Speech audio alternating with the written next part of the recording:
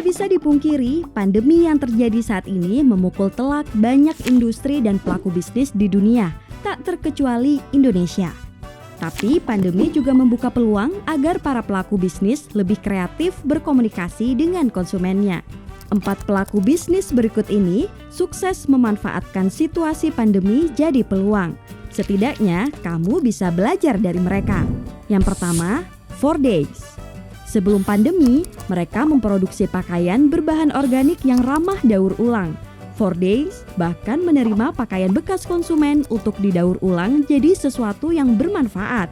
Setelah pandemi, 4Days membuat kampanye donasi 10 masker bagi tiap konsumen yang membeli satu produknya. Mereka juga menjual masker yang hasil penjualannya digunakan untuk donasi masker.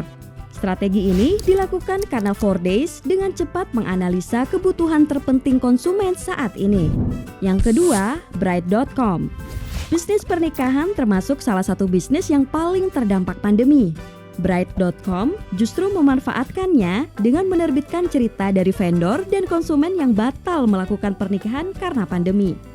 Kini cerita-cerita itulah yang menghiasi halaman depan Bride.com.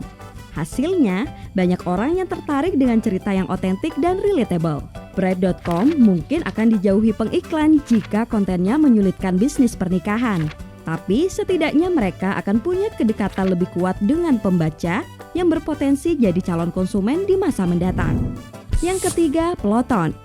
Awalnya, mereka fokus menjual alat kebugaran beserta kelas kebugaran virtual dengan beragam paket yang disesuaikan kebutuhan konsumen. Setelah pandemi, Peloton justru memperpanjang kelas kebugaran virtual gratisnya hingga 3 bulan. Bagikan konten yang mendukung konsumen, tapi pastikan sifatnya saling menguntungkan.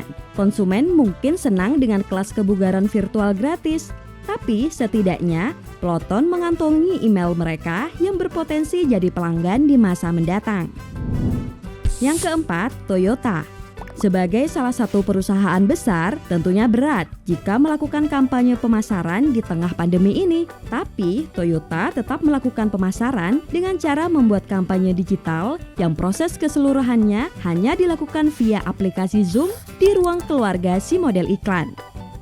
Jika perusahaan sebesar Toyota bisa tetap membuat iklan dengan apa yang dimiliki, berarti kamu pun bisa. Ingat, masa-masa yang buruk seperti sekarang jangan dijadikan alasan untuk melakukan pemasaran yang buruk juga.